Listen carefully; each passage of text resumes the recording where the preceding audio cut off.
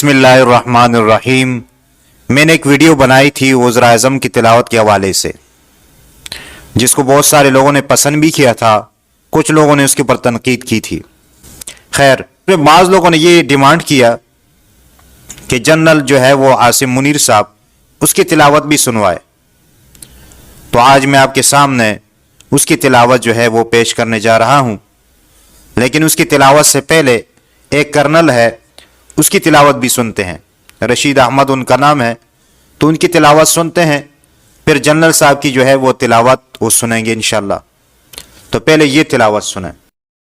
اعوذ باللہ من الشیطان الرجیم، بسم اللہ الرحمن الرحیم، ولا تحسبن الذين قتلوا في سبيل الله أمواتا بل أحياء عند ربهم يرزقون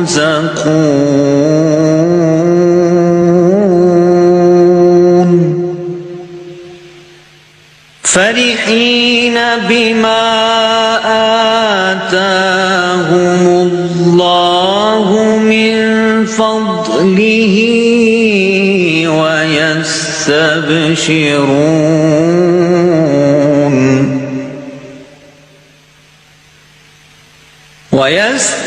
ويستبشرون بالذين لم يلحقوا بهم من خلفهم ألا خوف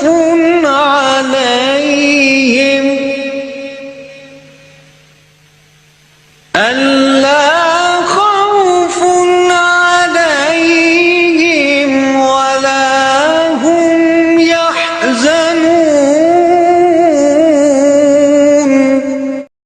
جی ماشاءاللہ، آپ نے یہ تلاوت سنی۔ اب بڑھتے ہیں عاصم منیر صاحب کی طرف۔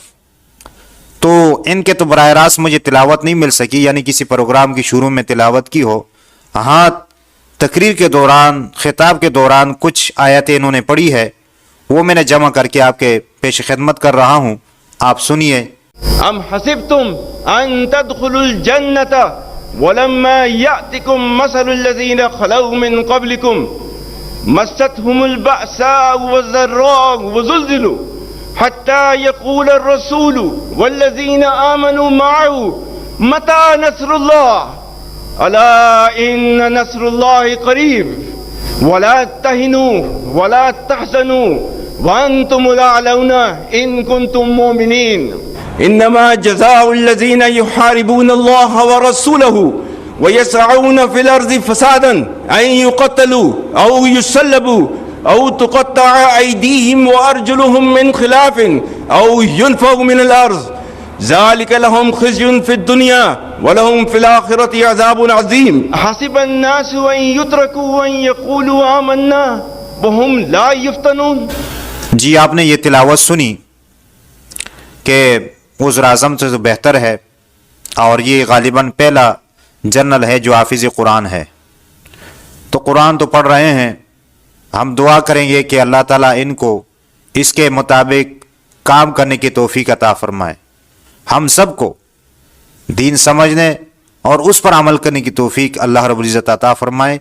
باقی جو پریشان حال ہے اللہ تعالیٰ ان کی پریشانیاں دور فرمائے، اور ہمیں حرمین شریفین کی زیارت بار بار فرمائے، اور اللہ تعالیٰ ہم سب کا حامی اور ناصر ہو۔ آمین ثم آمین یا رب العالمین۔